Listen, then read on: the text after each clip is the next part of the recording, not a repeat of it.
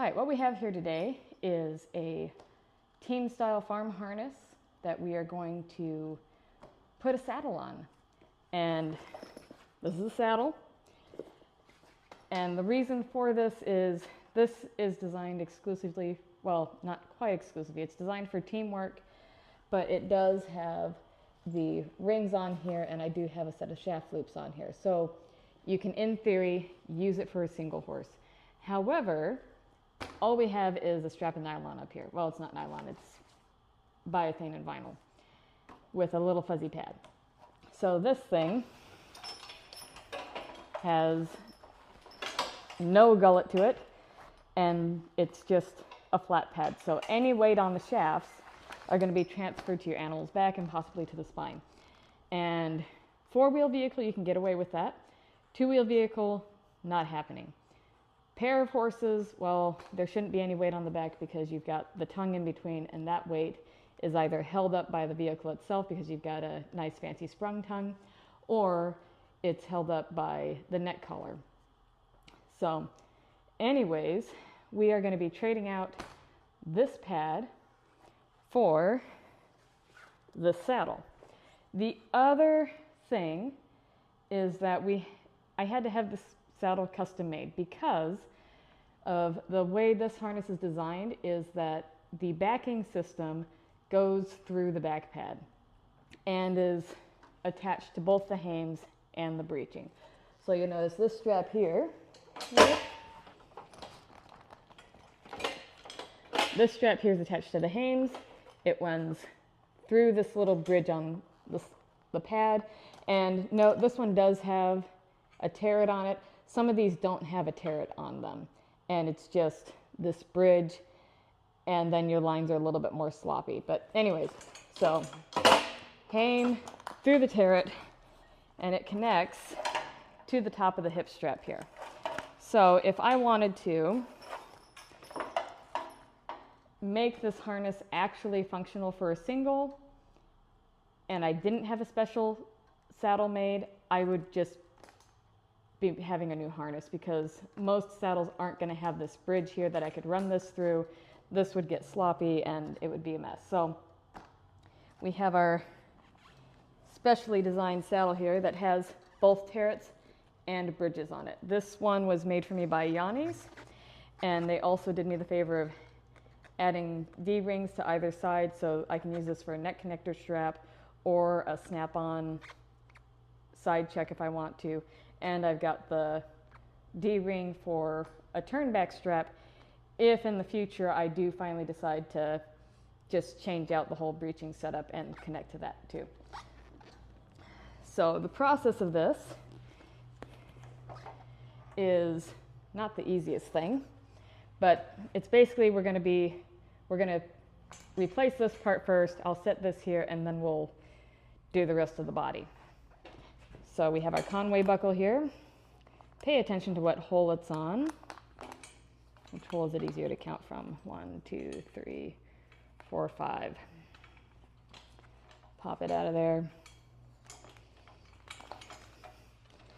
And we're going to slide through here.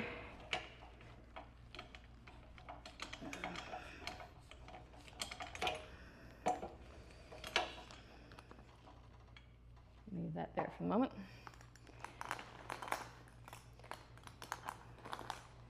Pull that one out.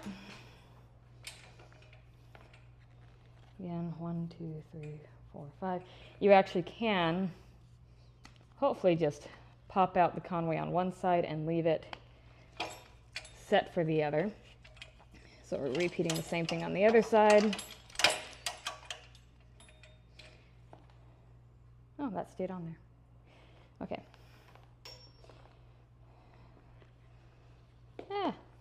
Or sideways, there we go. Slide that through there. So part one is done. We're going to slide that forward, and we're going to set the new cell here. Take this, send it through our lovely little bridge on the saddle.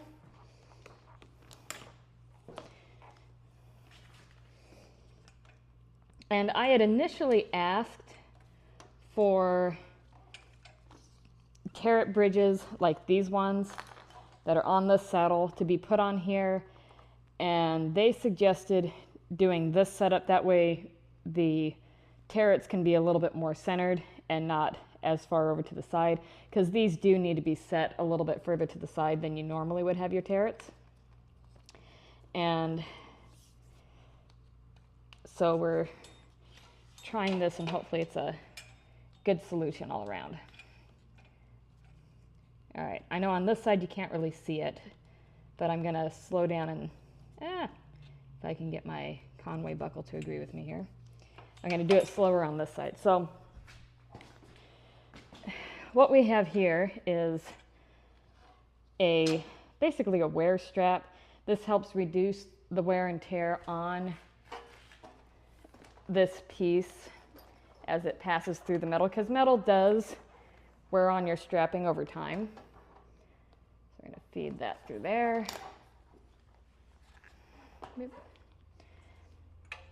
And what you have is you have a keeper here. Keeper is going to go on your strap. This is going to go around here. Take your keeper, and it's going to go through, see this rectangle here? It's going to go through that rectangle, and then your strap is going to go through the keeper on the other side. It can make it a little bit more obnoxious to adjust your strapping here, but it does make it just a little bit more secure, and this takes the wear so your strapping doesn't. And I've seen this more on, again, farm style harnesses that are being asked to pull a lot heavier loads than a carriage is. All right, next step is getting this off our traces. So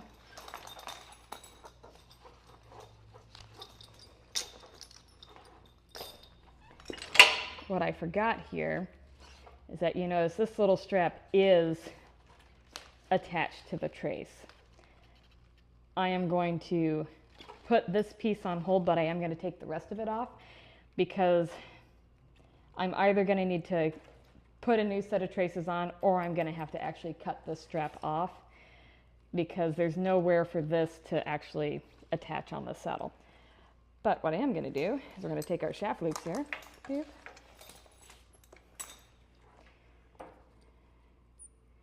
We'll put those on there.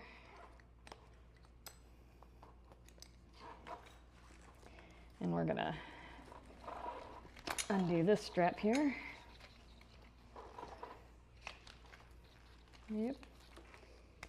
I'll just put that back together.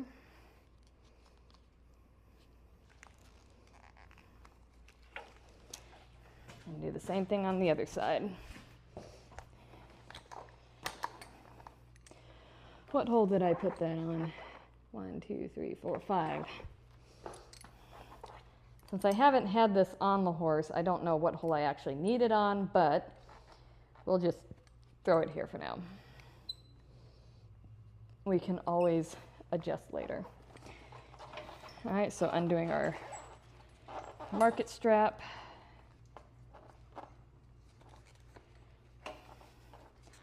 There we go.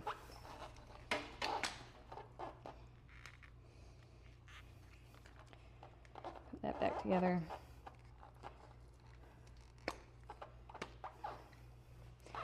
And we have freed the harness from the back pad. So we'll get a little closer here so you can see kind of close up on this. It is a little dusty, I apologize. But we have our ring here. This is where the shaft loops would snap onto. And this is just a secondary add-in to make it work as a single, but it's only going to work as a single in a four-wheeled vehicle. Otherwise, two-wheel, this is going to put pressure on your spine, because there's no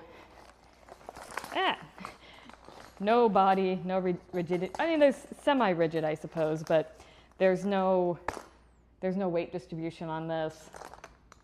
It's not going to give your horse what it needs in order to work single comfortably in a cart. As I said, you can get away with it with a four-wheeler because you only have the weight of the shafts. You don't have the pressure from the vehicle itself. But some type of saddle with gullet clearance is preferred. You know, even if you change this out for like a gullet clearance pad, I don't think they make them this wide, but if you had a pad on either side and then a gap down the middle, that might help a little bit. But again, you're not going to use this on a two-wheel vehicle. This would be 3 wheels only, or 4 wheels, sorry. 4-wheeled vehicle, and that's it. So now we have our back pad off, and that's pretty much it. We have now converted our harness for use in a 2-wheeled single vehicle. Ta-da! So we've got this nice saddle now. We've got gullet clearance. I do still need to remove our little extra pieces on the trace here. And eventually I will get a different girth on here, because this is currently, again, this is not a harness designed for single use, because you've got your, it's not designed to actually have an overgirth because you're doing a pair and you don't need anything there. So I could use like a piece of Velcro to make this work in the meantime so that these don't keep falling apart, or I just buckle this on one side and leave the overgirth buckled on one side.